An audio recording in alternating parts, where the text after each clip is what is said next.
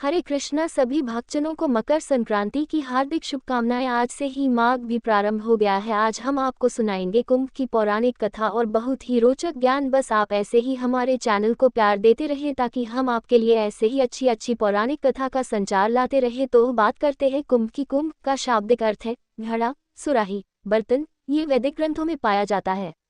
इसका अर्थ अक्सर पानी के विषय में या पौराणिक कथाओं में अमरता, अमृत के बारे में बताया जाता है। मेला शब्द का अर्थ है किसी एक स्थान पर मिलना, एक साथ चलना, सभा में या फिर विशेष रूप से सामुदायिक उत्सव में उपस्थित होना। ये शब्द ऋग्वेद और अन्य प्राचीन हिंदू ग्रंथों में भी पाया जाता है। इस प्रकार कुंभ मेले का अर्थ है अमृतत्व का मेला है। प्रयागराज में पूरे 12 वर्षों बाद महाकुंभ लग रहा है, जिसका शुभारंभ 13 जनवरी से होगा। महाकुंभ मनाने के पीछे की पौराणिक कथा और महत्व क्या है? ज्योतिषीय महत्व। पौराणिक विश्वास जो कुछ भी हो, ज्योतिषियों के अनुसार कुंभ का असाधारण महत्व बृहस्पति के कुंभ राशि में प्रवेश तथा सूर्य के मेष राशि में प्रवेश के साथ जुड़ा है। ग्रहों की स्थिति हरिद्वार से बहती गंगा के किनारे पर स्थित हर की पौड़ी स्थान पर गंगा जल को औषधिकृत करती है तथा उन दिनों यह अमृतमय हो जाती है। यही कारण है कि अपनी अंतरात्मा की शुद्धि हेतु पवित्र स्नान करने लाखों श्रद्धालु यहाँ आते हैं। आध्यात्मिक दृष्टि से अर्ध कुंभ के काल में ग्रहों की स्थिति एकाग्रता तथा ध्यान साधना के लिए उत्कृष्ट होती है। हालांकि सभी हिंदू त्योहार समान श्रद्धा और भक्ति के साथ मनाए जाते हैं, पर यहाँ अर्ध कुंभ तथा कुंभ मेले के लिए आने वाले पर्यटकों की संख्या सबसे अधिक होती है। हर 12 साल में ही क्यों होता है महाकुंभ? अब सवाल आता है कि कुंभ मेला हर 12 साल में ही क्यों होता है?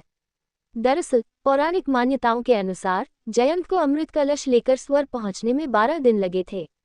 देवताओं का एक दिन पृथ्वी के 1 साल के बराबर होता है, इसलिए कुंभ मेला 12 साल के अंतराल पर मनाया जाता है।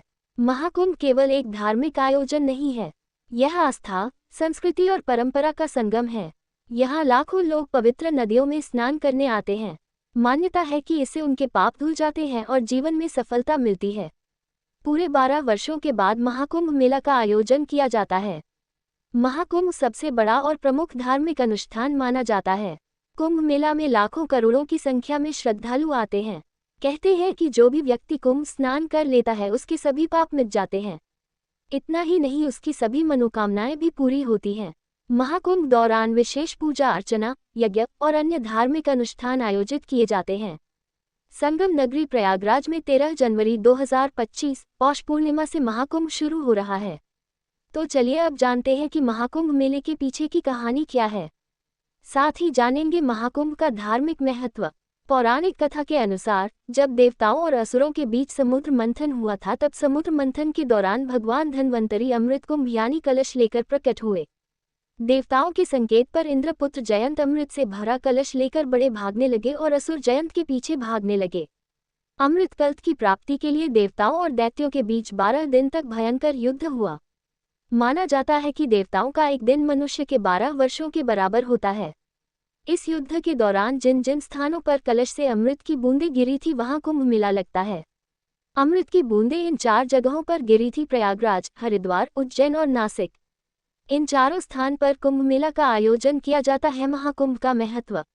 महाकुंभ में स्नान करने से व्यक्ति के सभी पाप धुल जाते हैं। इतना ही नहीं, कुंभ में स्नान करने से मोक्ष की प्राप्ति भी होती है।